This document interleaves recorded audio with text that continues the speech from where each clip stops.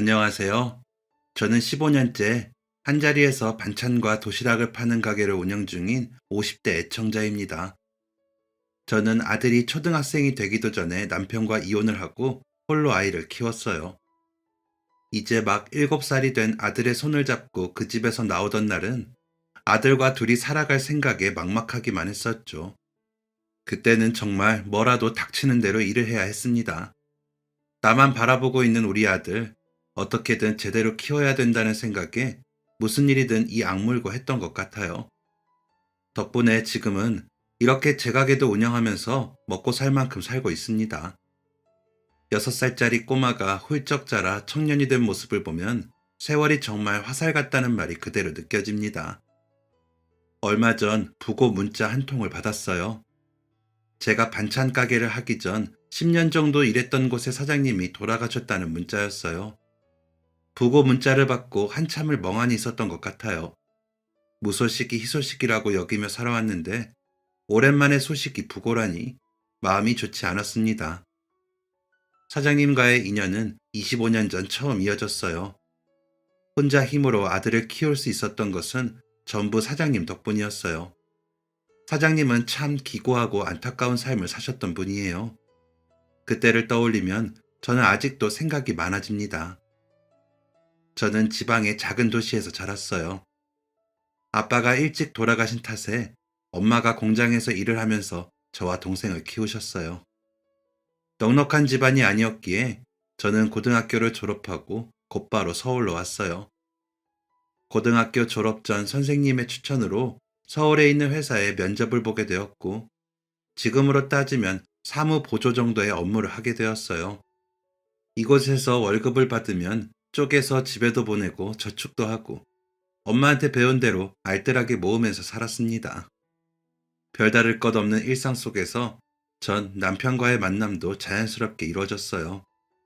전 남편은 제가 회사를 다닌 지 1년 정도 지났을 때 우리 회사로 이직을 했어요. 오며 가며 얼굴을 익히고 눈인사를 나누며 지내기를 몇 년, 그동안 서로 어떤 접점도 없다고 생각했는데 어느 겨울 대뜸 저에게 데이트를 하자고 하더군요. 마침 몇 년 동안의 타지 생활이 외롭기도 했고 사람이 괜찮아 보여서 데이트를 하게 되었습니다. 남자와 하는 첫 데이트였는데 생각보다 어색하지 않더군요.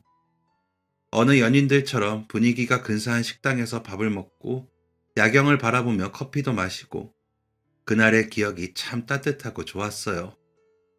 그렇게 연애를 하게 되었고 전 남편과는 연애한 지 1년도 되지 않아 결혼을 하게 되었습니다. 결혼 후 저는 전 남편과 시어머니가 살던 집에 들어가 함께 살게 되었어요. 시어머니는 가난한 집안의 딸이라며 저를 탐탁지 않아 하셨어요. 전 남편이 있든 없든 저만 보면 말로 행동으로 상처를 주셨습니다. 맞벌이를 하느라 회사에 나가 있는 그 시간이 행복하게 느껴질 정도였죠. 시어머니는 제가 하는 모든 행동을 못마땅하게 생각하셨지만 저는 상처받지 않으려고 노력했어요. 그저 제 할 일 열심히 하고 마음으로 노력하다 보면 언젠가는 제 마음을 알아주실 거라고 그렇게 바보 같은 생각을 하며 버텼습니다. 결혼을 하고 3년 만에 아들을 낳았을 때는 정말 세상을 다 가진 것 같았어요. 아들을 낳고 육아를 하느라 회사를 그만두게 되면서 하루 종일 시어머니와 부딪혀야 했지만 제품에서 가만히 눈을 감고 있는 아들을 보면 아무것도 두렵지 않았습니다. 아들을 낳고 처음 한동안은 시어머니도 참 좋아하셨어요. 그래도 아들 낳는 재주는 있다며 칭찬 아닌 칭찬을 하셨죠. 하지만 시간이 지날수록 저를 식충이 취급을 하기 시작했습니다. 본인의 귀한 아들이 고생해서 벌어온 돈을 아까운지 모르고 펑펑 쓰며 놀고 먹는다면서요. 그럴 때마다 자존감이 끝도 없이 추락했지만 애써 아무렇지 않은 척 행동했어요. 내가 이렇게 고생해도 우리 아들이 건강하게 잘 자랄 수만 있다면 더 이상 바랄 것도 없었죠. 시어머니의 시집살이도 익숙해지고 아이도 쑥쑥 자라고 1년 뒤 아이가 초등학생이 되면 저도 다시 일을 해야겠다고 생각했어요. 우리 아들 하고 싶은 거 하게 해주려면 아무래도 맞벌이가 나으니까요. 사실 아들에게 동생을 만들어주고 싶었지만 전 남편이 계속 바쁘고 밖으로 도는 날이 많아지면서 자연스럽게 포기하게 됐던 것 같아요. 어마어마한 사랑이 있어서 결혼을 한 것은 아니었지만 제가 아이를 낳으면서 전 남편과 저 사이에는 아들 외에는 별다른 공통분모가 없는 것처럼 느껴져서 외로울 때도 참 많았습니다. 제가 워낙 어렸을 때 아빠가 돌아가셔서 우리 아들은 아빠의 정을 마음껏 느끼고 자랐으면 좋겠다고 생각했지만 전 남편은 제 뜻대로 따라주지 않았어요. 그래도 우리 식구들 무탈하게 지내는 게 행복이고 다행이라고 생각했는데 전 남편이 저와 아들을 완벽하게 배신할 줄은 몰랐습니다. 모든 일은 정말 갑작스럽게 벌어졌어요. 회사를 잘 다니던 사람이 갑자기 사업을 한다고 하더니 그러면서 이혼을 하자고 하더라고요. 갑자기 이혼이라니 그게 무슨 말이에요? 나 이제 사업하면 잘 나갈 건데 급이 맞는 사람을 옆에 둬야 하지 않겠어? 솔직히 내가 처가 덕을 봤냐, 네 덕을 봤냐? 결혼하고 혼자 돈 번다고 고생만 하고 억울해 죽겠어. 이제라도 잘난 여자랑 살 테니까 이혼하자고. 고생? 억울? 자기 자식 낳아서 지금까지 열심히 키운 사람한테 그게 할 말이야? 억울해서 따지고 드러눕고 소리를 질러봤지만 전 남편은 꿈쩍도 하지 않았어요. 저랑 이혼해야 사업을 할 수 있다면서 위협적인 태도를 보였습니다. 본인 옆에 제가 있는 건 창피하다며 이미 바람을 피운 지 꽤 오래됐다면서 뻔뻔하게 나오는 그 면상을 보는데 역겨웠습니다. 아들도 걸림돌이라며 데리고 나가라는 말을 들었을 때 힘겹게 붙잡고 있었던 이성의 끈이 툭 하고 끊어진 것 같았어요. 전 남편이 위자료를 합치고 준 돈은 터무니없이 적었습니다. 25세 시집와서 32살이 될 때까지 모진 시집살이와 외로움을 견딘 값치고는 억울했습니다. 하지만 이미 작정하고 돌아선 사람을 붙잡을 힘도 마음도 없었어요. 자식까지 귀찮은 짐짝 취급하는 모습은 견딜 수 없었습니다. 저는 결국 아들과 함께 쫓겨나듯 그 집에서 나왔습니다. 식구로 살아온 세월이 몇 년인데 이렇게 허무하게 모든 것이 끝난다는 사실에 허탈했어요. 아이를 데리고 친정에 갈까도 생각했지만 평생 고생한 엄마에게 상처를 주고 싶지 않아서 이혼 사실도 숨길 수밖에 없었습니다.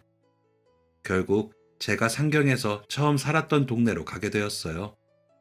어떤 집을 구해야 하나 고민하던 중 운 좋게 아들과 둘이 지내기에는 그럭저럭 괜찮은 단칸방을 구하게 되었어요. 아들 손을 잡고 집을 구하는 제 모습이 딱해 보였는지 주인 아주머니가 비어있는 방에서 바로 지낼 수 있게 도와주셨습니다. 비록 지금은 가진 것도 없고 단칸방에서 둘이 함께 지내지만 반드시 내 손으로 성공해서 나에게 상처 준 그 사람들 보란듯이 잘 살겠다고 매일 밤 일을 갈았어요. 그러려면 일자리부터 찾아야 했어요. 일단 아들을 유치원에 보내고 제가 할 수 있을 만한 일을 찾아다니기로 했습니다. 신문도 뒤져보고 동네도 돌아다녀 봤지만 마땅한 일이 없어 고민이었어요. 마침 주인집 아주머니를 만나서 이런저런 이야기를 나누는데 저에게 파출부 일을 해보겠냐며 말을 꺼내셨어요. 들어보니 아들 유치원 보내고 출근해서 저녁 정리까지만 하면 되더라고요. 주인집 아주머니가 아들 유치원이 끝나면 제가 올 때까지 봐주시겠다고 선뜻 말씀해 주셔서 한번 해보기로 했습니다. 주인집 아주머니가 말씀을 잘해 주신 건지 면접도 없이 곧바로 출근을 하게 되었어요. 아들을 유치원에 보내놓고 서둘러 알려주신 주소로 향했습니다. 버스에서 내려 한참을 걸어 도착해보니 입이 떡 벌어지는 큰 대문 앞에 도착했어요. 집에 들어가니 50대쯤으로 보이는 집주인이 반겨주셨어요. 집이 커서 격일로 청소하는 사람이 오니 저는 음식과 고등학생 아들 위주로 신경을 써주면 좋겠다고 하셨죠. 그리고 그 집에는 특이하게 간병인도 함께 살고 있었어요. 자신은 아침에 나가서 저녁 전에 돌아오니 신경 쓰지 말라며 친절하게 웃어 보이는 간병인의 모습에 주인집 아주머니의 말씀이 떠올랐습니다. 거기 원래 오래 일하던 사람이 내 친구라서 진석 엄마 바로 연결해 준 거야. 거기 사장님이 사업도 크게 하고 돈도 잘 버는데 성품도 좋아서 내 친구도 오래 일했잖아. 그 집은 까다로운 거 하나 없대. 아, 근데 그 집에 간병인이 있다나 봐. 그 집 사모님이 사고를 크게 당해서 지금 식물인간 상태로 병원에 누워 있는데 사고 전부터 간병인이 늘 사모님을 돌봐서 지금도 그렇게 하나 보더라고. 진석 엄마랑 마주칠 일은 거의 없을 테지만 알고 있으라고. 지금도 병원에 누워있을 얼굴도 모르는 사모님을 떠올리니 이 집안도 여러모로 다들 힘들겠구나 싶었어요. 제가 출근길에 장을 봐서 도착하면 집은 늘 비어 있었습니다. 어쩌다 간병인이 늦게 나가는 날이면 저와 짧게나마 이야기를 나누기도 했어요. 주말에도 하루도 빠짐없이 병원에 간다는 간병인에게 힘들겠다고 이야기했더니 병상에 누워있는 사람만 하겠냐며 진심으로 사모님 걱정을 하더라고요. 이렇게 마음이 따뜻한 사람이라 이 일을 할 수 있구나 싶어서 저도 이 집 식구들을 위해 조금이라도 신경을 더 써줘야겠다는 마음이 들었어요. 사장님 댁 아들은 고등학생이라서 저와 마주칠 일이 거의 없었는데 시험 기간에 우연히 만나면 어찌나 인사를 바르게 하고 친절한지 괜히 더 마음이 쓰였습니다. 그래서 퇴근 전에 간식을 만들어 책상에 올려두는 것으로 제 마음을 표현하기도 했어요. 아이의 방을 청소할 때면 늘 보는 사진이 있었어요. 액자에 끼워 책상 위에 올려둔 가족 사진. 아이 옆에서 활짝 웃고 있는 사람이 분명 사모님이겠죠. 아이와 꼭 닮은 사모님의 모습을 보면서 얼른 건강을 되찾길 바라는 마음으로 매일 정성스럽게 액자를 닦았습니다. 파출부 일은 생각보다 제 적성에 잘 맞았어요. 전날 만들어둔 간식 접시 위에 아이가 잘 먹었다고 남겨놓은 쪽지를 보면 그렇게 기분이 좋을 수가 없었습니다. 월급도 제법 많았고 아들이 더 커서 일할 수 있는 시간이 늘어나기 전까지 충분히 돈을 모아서 작은 가게라도 하면 좋을 것 같았어요.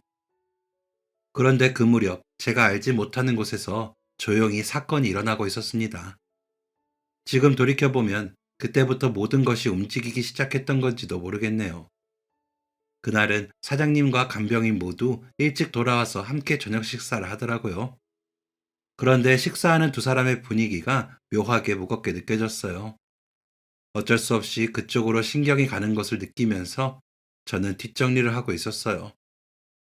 한동안 식기에 젓가락이 부딪히는 소리만 들리다가 간병인의 목소리가 들렸습니다.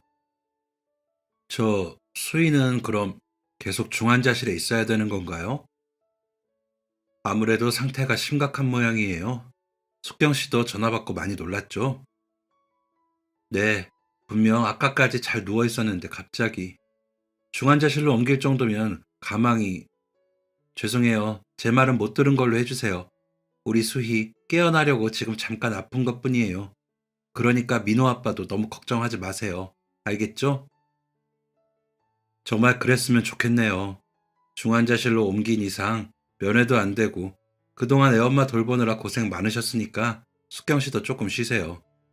1년 넘게 쉬지도 못하셨는데 제가 드리는 유급 휴가라고 생각하시고 애엄마 일반 병실로 옮길 때까지만이라도 편히 지내세요. 사장님과 간병인의 대화를 들어보니 병원에 있는 사모님의 상태가 많이 나빠진 것 같았어요. 아무 상관없는 사람인 저도 이렇게 걱정이 되는데 가족들의 마음이 얼마나 아플지. 그 고통이 전해지는 것 같아서 마음이 아팠습니다. 다음 날에는 간병인이 저를 맞이해줬어요. 외출복 차림으로 나갈 준비를 하던 간병인은 사모님이 걱정된다면서 어디든 가서 기도를 해야겠다며 나가더라고요. 사모님과 오랜 친구라고 하더니 아무래도 걱정이 더 많이 됐겠죠. 간병인은 그 뒤에도 종종 집을 비웠어요. 집에 있는 날에도 본인 방에서 거의 나오는 일이 없어서 사실상 저와 마주칠 일은 없었어요. 그날도 제가 왔더니 간병인은 저녁 때까지 방에서 좀 자야겠다며 방으로 들어갔어요. 그동안 병간호하는 게 힘들긴 했나 보다 싶어 보양식이라도 하나 만들어줘야 하나 고민이 되더라고요. 그래서 오랜만에 삼계탕을 끓이기로 하고 먼저 2층에 있는 아이방을 청소하러 올라갔습니다. 평소보다 정리할 게 없어서 일찍 마치고 1층으로 내려오는데 간병인이 사모님의 드레스룸에서 나오더라고요. 그 방엔 무슨 일로? 아, 청소 좀 도와드리려고요. 2층 하시는 것 같아서. 아니에요. 그건 제 일인데 하지 마세요. 그리고 거긴 이미 청소를 해둬서 괜찮아요. 어쩐지 바닥이 반질반질 하더라고요. 그래서 그냥 바로 나왔어요. 피곤하다더니 청소기를 돌리는 제가 신경이 쓰였는지 그날 이후 간병인은 종종 자신도 청소를 돕겠다고 하더라고요. 제 성격상 제 일을 남에게 넘기는 것도 부탁하는 것도 싫어해서 극구 말리긴 했지만 간병인도 저렇게 일을 좋아하는 걸 보니 편하게 살 팔자는 아니구나 싶어 저를 보는 것 같아 헛웃음이 났습니다. 그렇게 몇 달의 시간이 흘렀습니다. 사모님은 여전히 중환자실에서 나오지 못했어요. 걱정이 많은지 표정이 어두워진 사장님을 볼 때마다 마음이 좋지 않았어요. 이렇게 많은 사람들이 기도하는데 아직도 마음이 부족한 건지 사모님의 상태는 그대로였어요. 그럴 때마다 이 가족에게 제발 기적이 찾아오길 간절히 바랐습니다. 언제가 되었든 사모님이 꼭 깨어날 수 있게 해달라고요. 그 무렵 저도 아들 때문에 병원에 가게 되었습니다. 아들이 갑자기 맹장 수술을 받게 되었거든요. 어린 아들을 병원에 혼자 두고 일을 하러 가려니 마음이 여간 불편한 게 아니었어요. 입원한 탓인지 괜히 더 칭얼거리는 아들을 볼 때마다 미안한 마음이 들었습니다. 아들을 생각하며 서둘러 일을 마치고 퇴근을 하려는데 사장님이 며칠 출장을 가게 되었다면서 어차피 아이는 학교에서 밥을 먹고 늦게 돌아오니 낮에 반찬만 만들어 놓고 일찍 퇴근하라고 하시더라고요. 속으로 얼마나 기뻤는지 몰라요. 다음날 사장님의 말씀대로 반찬을 만들어 놓고 서둘러 집을 나섰습니다. 제 아들이 입원한 걸 아는 간병인이 집 청소는 자신이 대충 하겠다며 얼른 가보라고 해서 더 일찍 나올 수 있었어요. 아들도 제가 일찍 와서 좋다며 그날은 울지도 않고 보채지도 않고 잘 지내더군요. 한참 옆에서 어리광을 부리던 아들이 잠들고 잠시 걷고 싶어서 밖으로 나왔어요. 병원 뒤쪽으로 조성해 놓은 산책길을 걷는데 맞은편에서 휠체어를 끌고 오는 사장님을 발견했습니다. 분명 출장을 간다고 하셨는데 병원엔 대체 무슨 일이지? 궁금한 마음에 사장님을 불렀더니 사장님은 저를 보고 깜짝 놀라셨어요. 사장님, 지방으로 출장 가신 거 아니에요? 진석 엄마, 여긴 무슨 일로, 미안하지만 지금 이 상황 모른 척 해줄 수 있겠습니까? 오늘 나 본 거 비밀로 하면 내가 정말 크게 보답할게요. 집에는 말하지 말아줘요. 네? 무슨 일이길래 뭔가 사정이 있는 듯 조심스럽게 말하는 사장님을 바라보다가 휠체어로 시선을 옮긴 순간 정말 깜짝 놀랐습니다. 넘어질 뻔했는데 겨우 중심을 잡았어요. 휠체어에 탄 사람은 실제로 한 번도 본 적은 없었지만 그동안 매일 사진으로 봐왔기 때문에 한눈에 알아볼 수 있었어요. 분명 많이 아이였지만 표정만큼은 사진 속 모습 그대로였습니다. 민호방에 있던 사진, 사모님? 중환자실에서 나오신 거예요? 깨어나신 거예요? 분명 사모님은 식물인간 상태로 중환자실에 몇 달째 누워 계신다고 들었는데 제 앞에서 멀쩡히 의식이 있는 상태로 저를 바라보는 사모님의 모습에 순간 온몸에 소름이 돋았습니다. 사모님은 저와 사장님을 번갈아 바라보며 궁금한 표정을 짓고 있었어요. 안녕하세요. 저는 사장님 댁에서 일하고 있는 사람이에요. 민호 방에서 사모님 사진 봤어요. 사진보다 훨씬 미인이시네요. 민호가 참 예의가 바르고 착해요. 그런 아들을 둬서 정말 좋으시겠어요? 제 말을 알아들으신 건지 사모님은 저를 바라보며 빵끝 미소를 지었습니다. 잠시 놀란 표정으로 저를 바라보던 사장님이 시간 있으면 잠시 함께 산책을 하자고 말씀하셨어요. 저는 조용히 휠체어 뒤에 서서 사장님의 속도에 맞춰 천천히 걸었습니다. 사실 숙경 씨, 그러니까 간병인은 이 사람이랑 아주 오래된 친구예요. 네, 알고 있어요. 간병인이랑 둘이 있을 때 사모님과 친구라는 얘기 들었어요. 그래서 더 걱정을 많이 하셨구나 싶었거든요. 그랬군요. 두 사람은 아주 어렸을 때부터 한 고향에서 자란 친구였어요. 고등학교 때까지 단짝으로 함께 지냈는데 결혼을 하면서 사는 지역이 달라지면서 자연스럽게 만나는 횟수가 줄었죠. 아내는 저에게 숙경 씨 이야기를 참 많이 했어요. 항상 보고 싶고 그리운 친구라고요. 한동안 연락도 끊기고 소식도 모르고 지냈는데 몇 년 전 숙경 씨가 아내한테 연락을 한 거예요. 거의 10년이 넘게 연락이 끊겼던 간병인이 사모님에게 전화를 했을 때 사모님은 정말 기뻐했대요. 남편이 도박으로 재산을 다 날리고 이혼을 했지만 빚쟁이들은 간병인까지 따라다니며 못살게 굴었고 결국 돈도 다 떨어지고 갈 곳도 없자 오랜 친구인 사모님에게 연락을 했다고요. 간병인의 연락을 받은 사모님은 망설임 없이 간병인을 집으로 불러 기꺼이 방 한 칸을 내어주셨대요. 얼마든지 원할 때까지 머물러도 좋다면서요. 아내가 암은 아니지만 병 때문에 투병 생활을 오래 했어요. 그래서 몸도 약하고 병원에 갈 때는 늘 누군가 함께 가야 했죠. 그 사실을 알게 된 숙경 씨가 자처해서 아내의 간병인으로 일을 하겠다고 했어요. 이렇게 집에서 지내게 해주는 것도 고마운데 자신도 도움이 됐으면 좋겠다면서요. 아내가 좋아하기도 했고 저는 정식으로 숙경 씨를 아내의 간병인으로 채용해서 월급까지 지급했습니다. 숙경 씨가 오고 나서 아내의 병세가 몰라보게 좋아졌어요. 친한 친구가 곁에 있어서 그런지 더 이상 간병인이 필요 없을 정도로 건강해졌거든요. 사장님은 그 시절 사모님을 그리워하는 듯 사모님의 어깨에 살포시 손을 얹었어요. 숙경 씨는 여전히 갈 곳이 없었어요. 월급을 섭섭지 않게 줬지만 빚도 있는 것 같고 그 자세한 내막까지는 묻지 않았으니까요. 아내는 자기가 건강하게 된 게 다 숙경 씨 덕분이라고 친구만 원한다면 계속 지내게 해주고 싶다고 얘기를 하길래 저도 동의했죠. 병원 정기검진을 다녀오면 숙경 씨에게 이야기하겠다고 그랬는데 정기검진을 받던 날 사모님은 간병인과 함께 병원에 갔대요. 병원에서 이제 검진 기간도 더 길게 잡아도 될 정도로 건강해졌다는 말을 들은 사모님은 기분이 날아갈 것 같이 좋았대요. 그래서 간병인에게 두 사람이 자란 고향으로 드라이브를 가자며 졸랐다고 해요.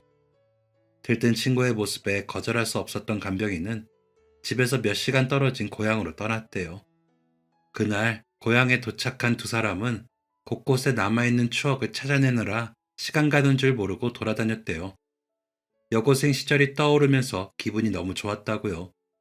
저녁까지 먹고 나니 주변은 완전히 캄캄한 어둠으로 바뀌었고 그제서야 집에 갈 생각을 했다면서요.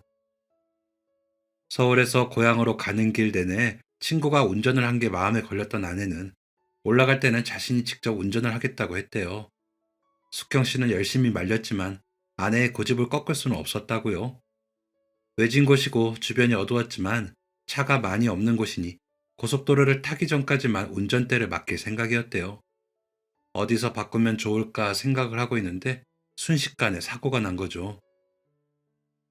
아, 그 사고 때문에 사모님이 어둠 속에서 큰 차가 사모님이 있는 운전석으로 돌진한 건 정말 순식간에 일어난 일이었다고 했습니다. 그때의 충격으로 사모님은 물론이고 조수석에 타고 있던 간병인까지 정신을 잃었다고요. 얼마나 시간이 흘렀을까? 겨우 정신을 차린 간병인이 신고를 해서 사고 현장에 있던 사람들 모두 병원으로 옮겨졌지만 이미 늦은 상태였던 거죠. 세상에, 그렇게 큰 사고가 났는데 숙경 씨가 깨어날 때까지 아무도 몰랐던 거예요? 네, 워낙 외진 동네고 해가 지면 사람은 물론이고 차도 잘 다니지 않아서 숙경 씨가 신고하기 전까지 아무도 없었대요. 그게 저도 참 안타까워요. 조금만 빨리 병원에 왔더라면. 상상만으로도 이렇게 마음이 아픈데 그때 정말 힘드셨겠어요. 아내가 수술을 받을 때는 제발 살려만 달라고 얼마나 기도했는지 몰라요.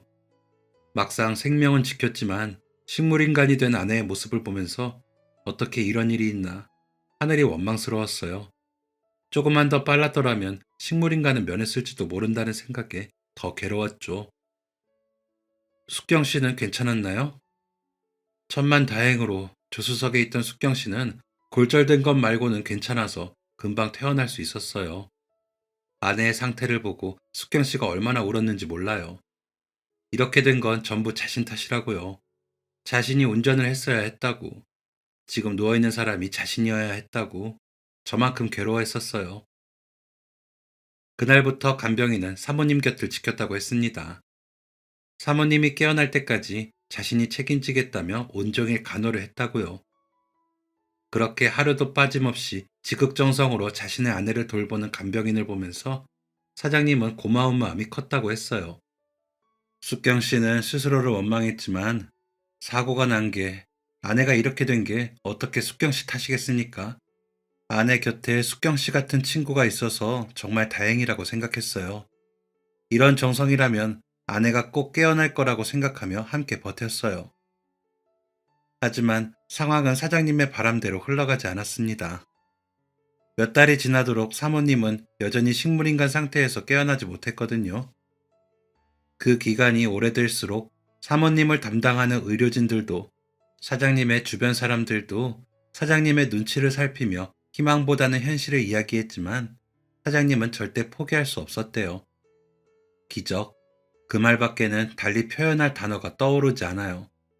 아내가 깨어난 건 정말 기적에 가까운 일이었어요. 1년 반 정도 됐을 거예요. 아내가 깨어나기까지. 그 뒤로는 지금 보시다시피 몇 달째 재활치료 중이고요. 세상에 이런 일이 다 있네요. 사장님 정말 축하드려요. 사모님도 너무 대단하시고요. 그런데 사모님이 깨어났다는 소식을 왜 알리지 않으셨어요? 민호도 그렇고 숙경 씨도 그렇고 사모님 깨어나시기만을 눈 빠지게 기다리고 있었을 텐데 그게 아무래도 석연치 않은 부분이 조금 있어서요. 사장님이 저에게 꺼낸 이야기는 다소 충격적이었습니다. 들으면서도 설마 하는 생각이 머릿속을 맴돌았어요. 사장님이 간병인에 대해 의구심을 갖게 된 건 간병인이 누군가와 나누던 전화통화를 들은 후부터 시작되었습니다. 숙경 씨가 누군가에게 그러더군요. 수희가 이대로 깨어나지 않고 숨만 오래 붙어 있었으면 좋겠다면서 식물인간이 될 줄은 몰랐는데 기왕 이렇게 된 거 차라리 안 깨어났으면 좋겠다고요. 네? 숙경 씨가 그런 소리를 했다고요? 잘 못 들었다고 생각할 수 없는 내용에 사장님은 더 혼란스러웠대요. 너무 찜찜한 마음에 간병인에 대해 알아봐야겠다고 생각하던 와중 사모님이 깨어나게 되었고 통화 내용이 사실이라면 어떤 일이 벌어질지 모른다는 생각에 사모님이 중환자실에 간 것처럼 꾸미고 몰래 재활을 시작했다고 하셨어요. 혹시 사고가 나기 전 둘 사이에 문제가 있었다면 아내는 분명 뭔가를 알고 있을 것 같은데 아직 의사소통이 제대로 되는 게 아니라서 재활만 열심히 하면서 기다리고 있어요. 담당의 말로는 집중치료 시작하면 금방 괜찮아질 거라고 노력하자고 하시더라고요. 무엇보다 아내가 치료에 대해 의지를 보여주고 있어서 저도 희망을 가지고 기다리고 있어요. 사장님의 말씀을 듣고 나니 그동안 별 생각 없이 봐왔던 간병인의 모습이 문득 마음에 걸렸습니다. 제가 2층 청소를 하고 내려오면 간병인이 종종 사모님의 드레스룸에서 나왔던 모습들, 저를 도와 청소를 한다고 했는데 생각해보니 왜 그 방만 치웠을까요? 워낙 정돈이 잘 되어 있고 사용하지 않는 방이라 사실상 가끔 먼지만 털어주면 됐는데 물론 별일 아닐지도 모르겠지만 제가 느낀 수상한 점을 사장님에게 이야기했어요. 사장님은 자신이 집을 비운 사이 간병인이 어떻게 행동을 하는지 잘 지켜봐 달라고 부탁하셨습니다. 다음날 평소와 다름없이 출근을 했는데 간병인이 약속이 있다며 집을 비웠어요. 잘 됐다 싶어 조심스럽게 사모님의 드레스룸으로 향했습니다. 사모님이 가지고 있는 물건들이 어떤 건지 정확히 알지 못하기 때문에 매일 귀중품의 사진을 찍어뒀어요. 그리고 며칠 뒤 간병인이 드레스룸 청소를 하고 나온 날 다시 확인을 해보니 구석에 있는 귀중품이 사라졌더군요. 그 후로도 불규칙한 간격으로 사모님의 귀중품이 어디론가 사라지고 없었습니다. 간병인이 외출을 하는 날에는 곧장 사장님에게 연락을 했어요. 사장님은 사람을 붙여 간병인이 뭘 하고 다니는지 확인했는데 어느 외진 동네에 있는 금은방에서 그동안 훔친 물건들을 몰래 팔고 있었어요. 그러고는 아무렇지 않은 척 집에 돌아와 병실에 누워있는 사모님이 너무 안 돼서 기도를 하고 왔다며 저에게 거짓말까지 했습니다. 사장님이 들었다던 의심스러운 통화는 저도 듣게 되었어요. 발코니 쪽에서 간병인의 목소리가 들리기에 몰래 다가가 들었더니 누군가에게 사모님에 대해 이야기를 하고 있었습니다. 아직 중환자실에 있는데 이것도 괜찮다고. 이 상태로 죽지만 않고 쭉 있었으면 좋겠다고요. 걱정하는 내용이라기엔 간병인의 목소리가 너무 밝고 웃음이 섞여 있어서 무섭기까지 했습니다. 이런 모습들을 보며 사장님과 저는 확신했어요. 최소한 간병인이 사모님을 진심으로 걱정하고 있는 것은 아니라고요. 사장님과 제가 은밀하게 움직이는 사이 사모님은 집중 치료를 받으면서 조금씩 의사소통이 가능하게 되었어요. 사장님의 연락을 받고 병원에 갔을 때 드디어 오랜 기다림 끝에 진실을 마주할 수 있게 되었습니다. 사모님에게 매일 똑같은 질문을 건넸던 사장님은 이제야 그 답을 들을 수 있었어요. 사고 당시 상황에 대해서 묻는 사장님을 바라보며 사모님은 한참 동안 눈물을 흘리셨습니다. 그러고는 힘겹게 입을 뗐어요. 자신이 힘겹게 손을 뻗으며 살려달라고 빌었지만 간병인은 그저 멀뚱멀뚱 쳐다만 보고 있었다고요. 의식이 사라지는 것을 느끼면서도 간병인의 그 싸늘한 눈빛은 뇌리에 박혀 있다며 그 순간을 떠올리는 것 자체로 정말 괴로워하셨습니다. 사모님에게서 그날의 진실에 대해 듣고 사장님은 충격에 그대로 굳어버렸어요. 이야기가 끝나고 사모님이 잠든 뒤에도 한동안 아무 말 없이 사모님만 바라보셨죠. 아내가 가장 믿고 의지했던 친구가 죽어가는 아내를 방관했다는 사실에 정말 큰 충격을 받은 것 같았어요. 한참을 더 말없이 앉아있던 사장님은 뭔가 결심한 듯 자리에서 일어나셨습니다. 그러고는 저에게 이제 모든 것이 확실해졌으니 집으로 가자며 굳은 얼굴로 말씀하셨어요. 제가 사장님과 함께 집으로 돌아오자 간병인은 어리둥절한 표정으로 바라봤어요. 진석 엄마, 퇴근한 거 아니었어요? 어떻게 둘이 같이 오세요? 그게 해결할 일이 좀 남아서요. 그러지 말고 앉아서 얘기하시죠. 평소와 다른 온도에 간병인의 표정이 긴장으로 바뀌는 것이 느껴졌어요. 저는 두 사람과 조금 떨어진 자리에 앉아 상황을 지켜보기로 했습니다. 대체 무슨 일이길래 그러냐고, 혹시 사모님에게 무슨 일이 생긴 거냐며 걱정스러운 표정을 짓는 간병인의 모습은 제가 보기에도 가증스럽기 짝이 없었어요. 저도 이런 마음인데 사장님은 오죽할까요? 숙경 씨, 솔직하게 말해주세요. 민호 엄마한테 왜 그러셨어요? 살려달라고 애원하는 사람한테 대체 왜 그러셨어요? 그때 바로 신고만 했어도 우리 민호 엄마 이렇게까지 되진 않았을 텐데. 네? 저 지금 너무 당황스러워요. 민호 아빠가 무슨 말씀을 하시는지 하나도 모르겠어요. 아, 최소한 잘못했다고 하실 줄 알았는데 제가 너무 큰 기대를 했나 보군요. 민호 엄마 깨어났어요. 중환자실로 옮겼다고 이야기한 그때요. 그 뒤로 몇 달 동안 살겠다고, 어떻게든 이겨내겠다고 재활치료를 정말 열심히 했어요. 덕분에 지금은 사고 당시의 일을 아주 똑똑하게 기억하고 있고요. 사장님의 말을 들은 간병인의 얼굴이 새하얗게 질렸어요. 온몸에 피가 사라진 것처럼 순식간에 창백한 안색이 되었습니다. 사장님은 본인과 제가 들은 통화 내용까지 이야기했고, 간병인은 고개를 숙인 상태로 말없이 듣고만 있었습니다. 숙경 씨, 대체 왜? 민호 엄마가 숙경 씨를 얼마나 생각했는데. 알아요. 저도 처음에는 수희한테 너무 고마웠어요. 그런데 자꾸 옛날 생각이 났어요. 학교 다닐 때 저랑 수희랑 다니면 주변에서 항상 저를 더 지켜 세워줬는데, 그런데 전 남편이 도박 중독으로 가진 재산 다 날리고 이혼하고도 빚쟁이에 쫓기는 신세가 되고 나니까 수희가 생각났어요. 간병인의 목소리는 작게 떨리고 있었지만 담담했어요. 이제는 되돌아갈 수 없는 강을 건넌 것 같은 표정으로 어딘가를 바라보는 시선은 무척 공허하게 느껴졌습니다. 아무 말 없이 저를 받아준 건 고마웠지만 솔직히 너무 자존심이 상했어요. 학교 다닐 때는 나보다 늘 아래였던 친구가 남편 잘 만나서 부잣집 사모님 소리 들으며 사는 모습이 부럽고 미웠어요. 이 정도로 부자라고는 생각도 못했고요. 저를 걱정하는 말투나 눈빛도 전부 가식으로 느껴졌어요. 속으로 내가 이렇게 됐다고 통쾌하게 생각할 것 같았거든요. 간병인은 이 집에서 친구를 도우며 지내면서 자신도 이 집의 식구가 된 것 같은 느낌을 받았다며, 비록 남들이 보기에는 객식구여도 이 집에서 지낼 수만 있으면 좋았대요.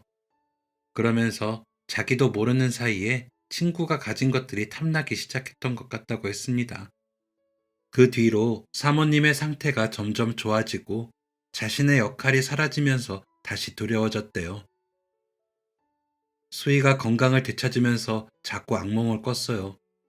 길거리에 쫓겨나서 빚쟁이들을 피해 달리는 꿈이요.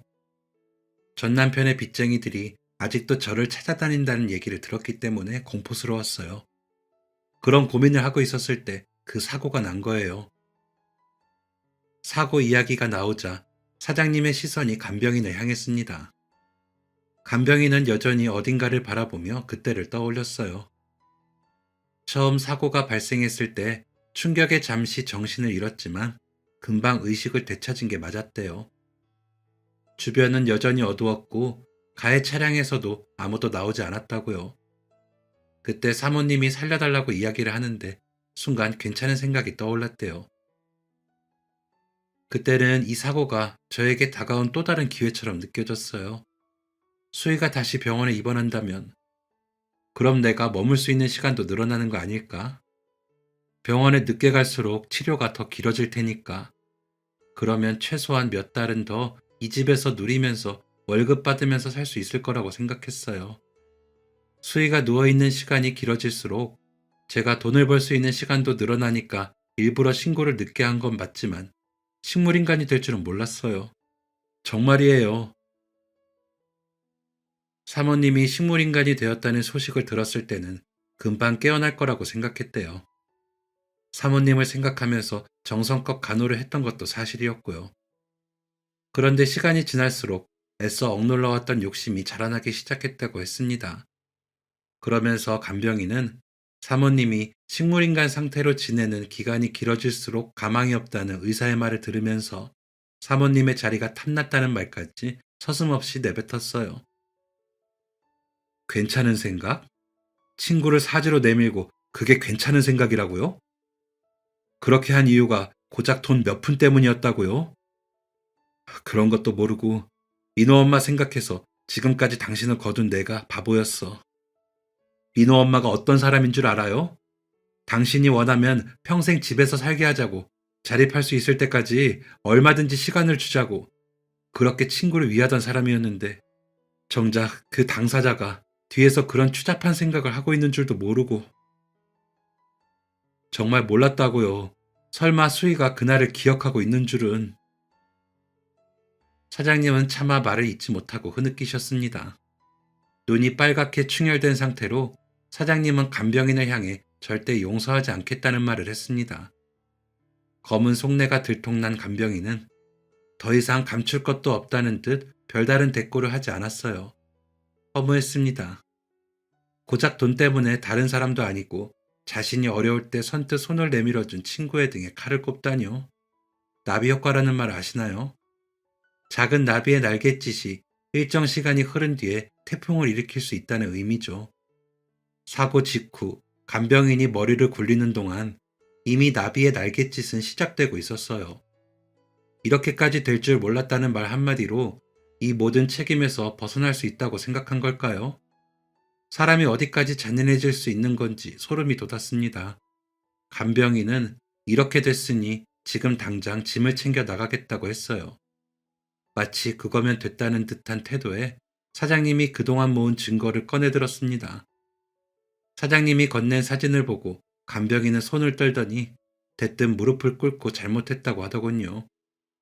사진 속에는 그동안 사모님의 귀중품을 빼돌려 팔고 있는 모습과 사장님이 확보한 영수증 등 절도와 관련된 모든 증거가 담겨 있었습니다.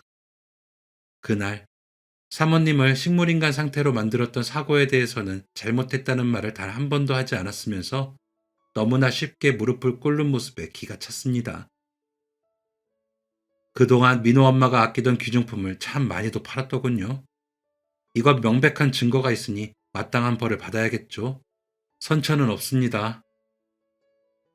그러니까 이건 어차피 수희는 깨어날 수 있을지도 모르는 상태였고 그냥 썩히느니 필요한 사람이 쓰면 좋잖아요.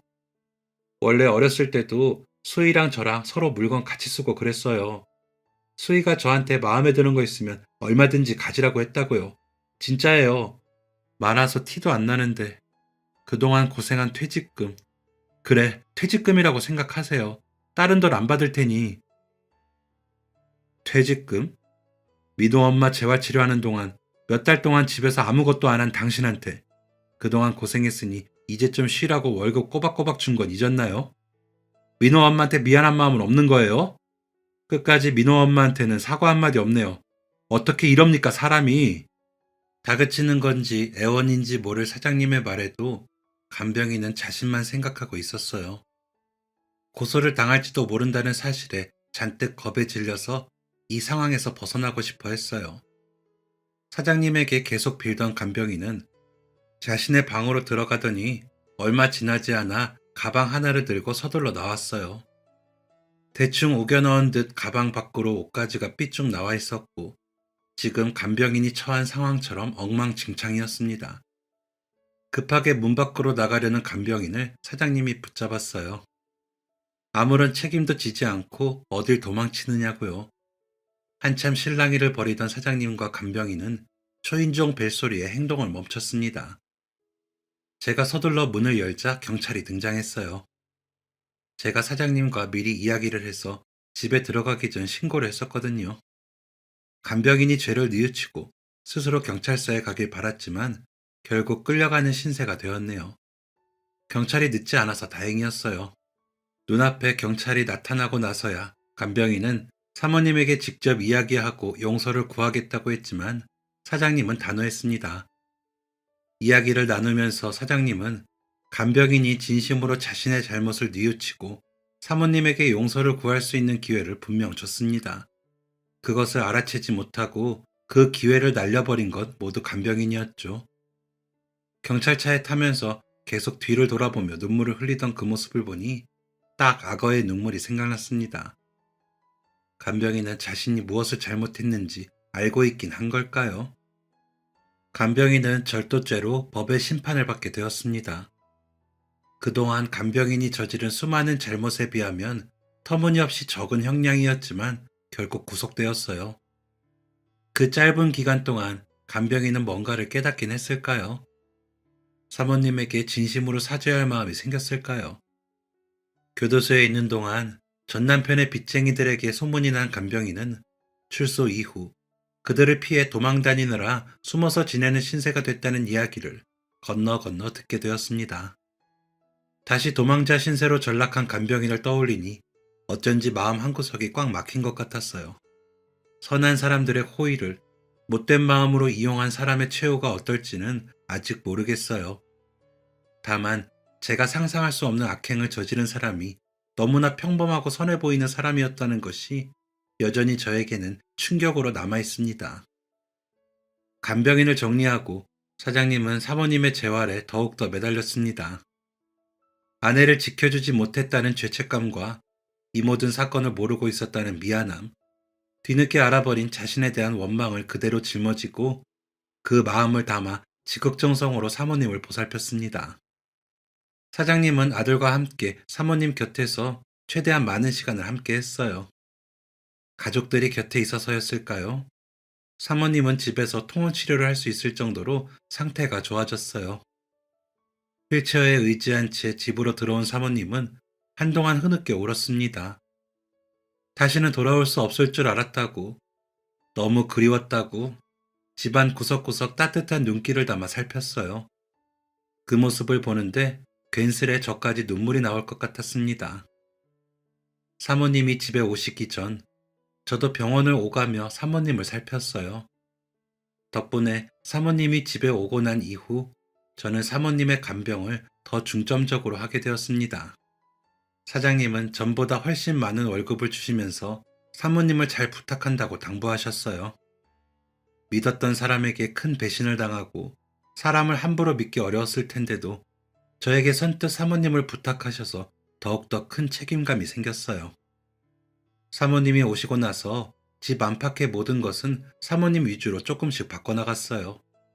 남편과 아들의 극진한 보살핌 덕분에 사모님의 상태는 나날이 좋아졌어요.